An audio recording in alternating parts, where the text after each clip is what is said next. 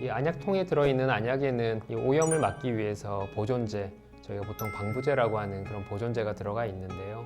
이 보존제가 눈에 악영향을 미쳐서 안구 건조증을 유발을 하거나 알레르기를 일으키는 경우가 종종 있습니다.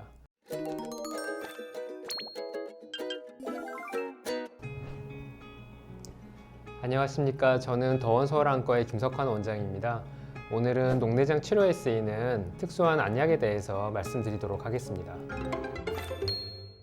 녹내장 치료에 쓰이는 안약은 모두 다 안압을 낮추는 안약들인데요. 종류가 굉장히 많습니다. 여러 가지 성분의 약재들이 있고 또 이 약재들을 조합한 복합제들이 있어서 안약 종류만 수십 가지가 넘습니다. 이 약재를 점한 횟수에 따라서 크게 두 가지로 나눌 수가 있는데요. 하루에 한 번 쓰는 안약과 하루에 두 번 쓰는 안약으로 크게 나눌 수가 있습니다. 하루에 한 번 쓰는 안약은 잘라탄 같은 프로스타글란딘 계열의 약재인데요. 전신 부작용이 거의 없고 또 하루에 한 번만 써도 되는 편리함 때문에 우선적으로 처방되는 약재로 널리 쓰이고 있습니다. 하루에 두 번 쓰이는 약재로는 알파 작동제, 베타 차단제, 탄산 탈수요소 억제제 등이 있는데 이 약재들도 마찬가지로 널리 쓰이고 있습니다. 그 외에 먹는 약도 있는데 전신적인 부작용이 많아서 제한된 경우에만 쓰이고 있습니다. 안약의 종류에 따라서 부작용이 다르고 또 같은 안약이라 하더라도 환자 개개인별로 생길 수 있는 부작용이 다 다릅니다. 대표적인 부작용을 말씀을 드리면 프로스타글란딘 계열의 약재들은 충혈되는 것이 제일 흔한 부작용이고요. 또 약재를 장기간 쓰다 보면은 이 속눈썹이 짙어지고 눈 주변이 검어지고 또 이 눈이 안으로 움푹 들어가는 등의 그런 부작용이 생길 수가 있습니다. 하루에 두 번 쓰는 알파 작동제는 장기간 사용하게 되면은 충혈이 잘 생기고 또 가려움증과 같은 그런 알레르기가 잘 생기는 경우가 있습니다. 베타 차단제는 심장이나 폐 기능을 떨어뜨리는 전신적인 부작용의 가능성이 있습니다. 마지막으로 탄산 탈수요소 억제제는 약 자체가 좀 따갑고 저망감이 불편하기 때문에 그런 점에 대한 주의가 필요합니다. 개개인별로 맞는 안약이 모두 다르기 때문에 환자에게 맞는 안약을 찾아보는 그런 과정을 거치게 됩니다.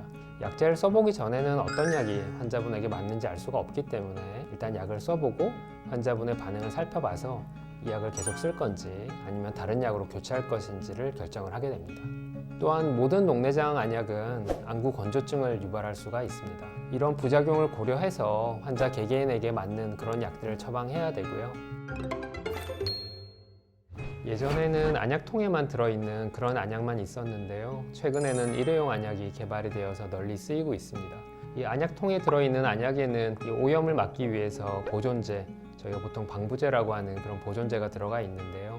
이 보존제가 눈에 악영향을 미쳐서 안구 건조증을 유발을 하거나 알레르기를 일으키는 경우가 종종 있습니다.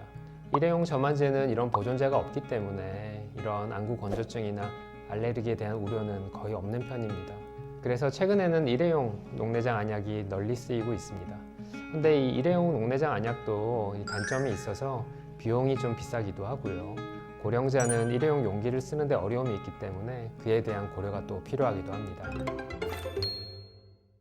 모든 녹내장 안약은 부작용을 일으킬 수 있기 때문에 항상 주의가 필요합니다. 안약을 처음 새로 시작하는 시점에서 이 부작용이 생기기도 하고요. 안약을 장기간 쓰는 과정에 서서히 부작용이 생기기도 합니다.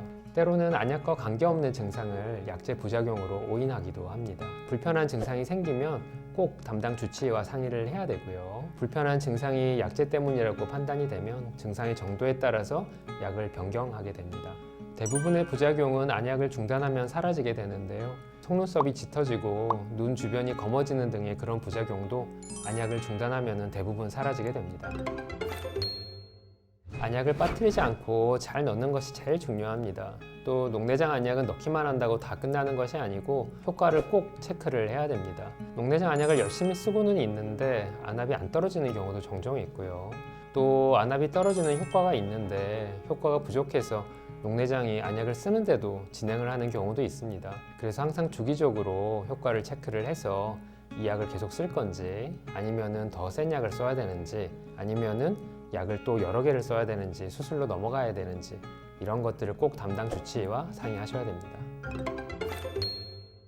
네, 오늘은 녹내장 치료에 쓰이는 특수한 약제에 대해서 자세히 알려드렸습니다. 다음에는 더 중요한 정보를 가지고 만나 뵐 수 있도록 하겠습니다. 감사합니다.